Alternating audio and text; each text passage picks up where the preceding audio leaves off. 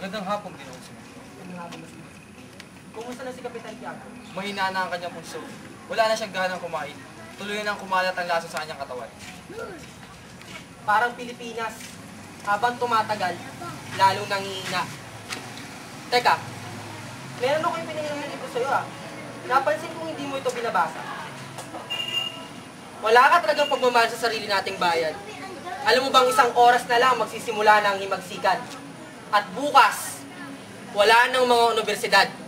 Wala nang mag-aaral. At wala na rin mga api. Dalawang bagay lang kaya ako naparito. Ang iyong kamatayan o ang iyong kinabukasan. Sa panig ng mga nangaapi o sa panig ng nakaapi. Sa panig ng inaapi o sa panig ng umaapi? Hindi ko alam. Magpasya ka, Basilio. Kailangan mo magdesisyon. Pamumunuan ko ang isang pagkakagulo. Samantalahin mo ang pagkakataon. Pamuno mo ang isang hukbo. Sugurin nyo ang Santa Clara. Kunin nyo ang natatanging taong si Kapitan Tiago at ikaw lang ang nakakakilala. Si Maria Clara. Huli na po kayo, Ginoong Simon. Anong ibig mong sabihin huli na? Patay na si Maria Clara. Hindi maaari. Paano namatay si Maria Clara? Kaanin ng hapon nang siya ay namatay. Naparoon ako sa kumpento upang makibalita. Nang sabihin nila ang lahat sa akin, isang liham mula kay Padre Salvi ang ipinapaabot kay Kapitan Tiago na dala ni Padre Irene.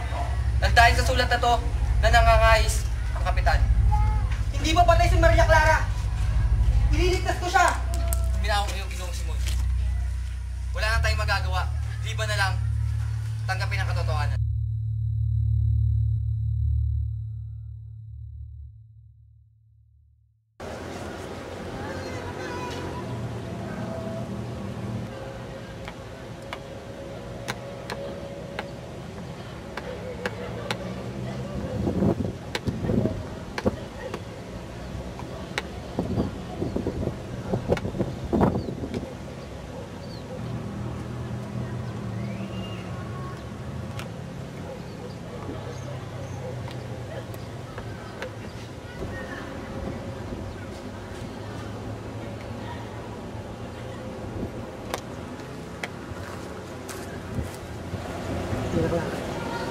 Mahal ko. Patawarin mo ako. Nahuli ako. Matagal na ako naghintay sa'yo. Humingi ako sa'yo ngayon ng tawad, Maria Clara. Binala kong iligtas ka. Ngunit nahuli ako. Patawarin mo ako. Matagal na kitang napatawad, mahal ko.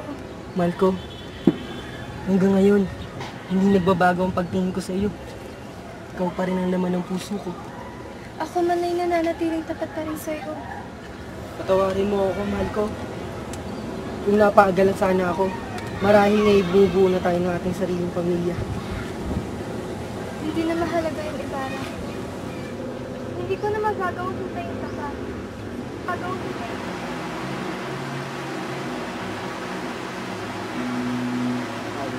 Katawad mo. Ikaw at ikaw lang ang kaibigan ko. Sandali lang, Maria Clara. Huwag mo akong iwan. Hintayin mo ako, Maria Clara. Maria Clara! Maria Clara!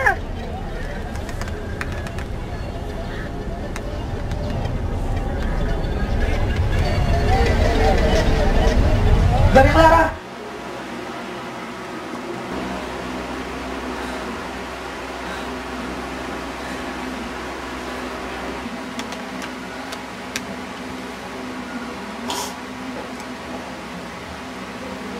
Bakit mo ako iniwan, Maria Clara?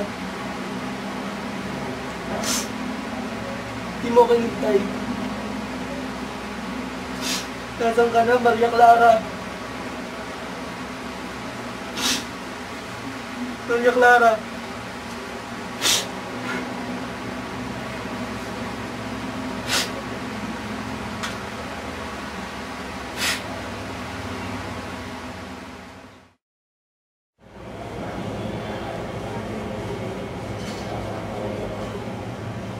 Magandang araw po, Ginoong Pasta. Araw po. Magandang araw din. Ano ang sadya mo sa akin? Ako, kasama ng aking mga kaibigan, ay humingi ng tulong sa inyo upang kausapin si Don Custodio na sumakayan sa plano namin pagpatayo ng pagkakaroon ng opisina. Don Si Don Custodio ay isang mahirap kausap na tao. Sa una ay sumasang-ayon siya, ngunit pagkatapos ay kanyang binabawi ang kanyang pagsang-ayon. Ayokong makialam dyan. Kayo po na isang bantog na abogado? Natakot kay Don Custodio? Ang ngad lang po namin ay matuto ng wikang Kastila. At hindi maging mangmang sa ibang tao, lalo na sa mga Kastila. Pero kahit ganoon pa man, maraming salamat na lang po, Ginoong Pasta.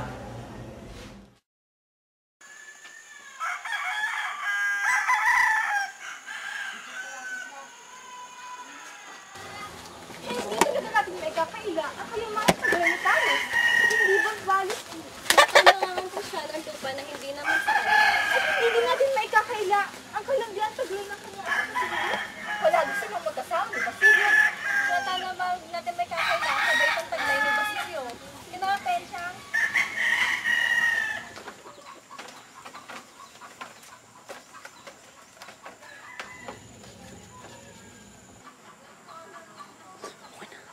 Tingnan mo nga naman yung mga chismosa ngayon. Wala nang ginawa kundi pag-usapan ang buhay ng ibang tao. Hindi nababagay sa ating pamilya ang mga ganyang uri ng tao.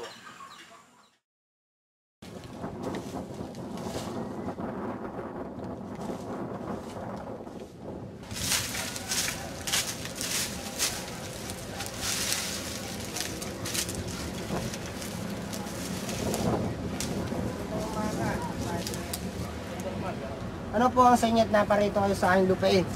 Amin nabalitaan na ikay kumikita na sa iyong bukarin. Napagpasyahan namin na ikay lagyan ng buwis. Sa gaanong halaga naman po? 20 onsa Gada ilang buwan naman po ang inyong singit. kada buwan. Wala pong problema. Susunod po ako sa inyong kagustuhan. Abala siya na nga pala ang mangungulekta sa susunod na buwan. Opo. Yun lang. Maunan na kami at marami pa kami gagawin sa simbahan. Mag-ingat po kayo, Padre.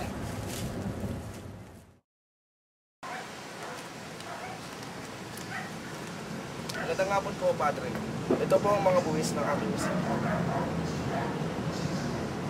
Nabalitaan ko po na lumalaki na ang kita ni Cabezang Talis sa kanyang lupay. At inirekomenda ko na taasan ang kanyang buwis. Ganun ba? Itaasan natin ang kanyang buwis ng 100 onsa. Sige po.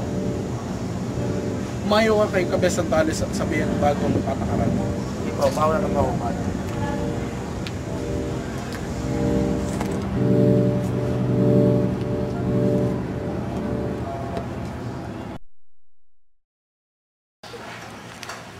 Kabesang Tales, ako muna yung magtatagal dito.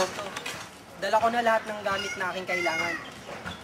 Sino mo ang aking revolver na dala? Hindi ba't kay ganda? Oo nga. Ubod ng ganda. Ako muna yung magbibenta ng aking panindang alahas. Kabesang Tales, ako muna yung mamimili. May nais ka ba ipabili? Wala. Salamat. Magandang araw sa inyo, mga gina. Aba, Simon, nagbebenta ka ba ng mga alahas? Magkano ba ang kuntas na ito? 500 piso para sa kwintas na ito. Gusto niyo po ba ang kwintas na ito? Ganun. Nagtitinda ka ba ng mga alahas? So, para sa kwintas na ito. Ganun ba? Kabesang Tales, huwag mo ipagbibili yan. Mas pinili nga ng iyong anak na si Julie nang magpaalila kaysa ipagbili yan. Oo nga. Sasangguni ko muna sa aking anak.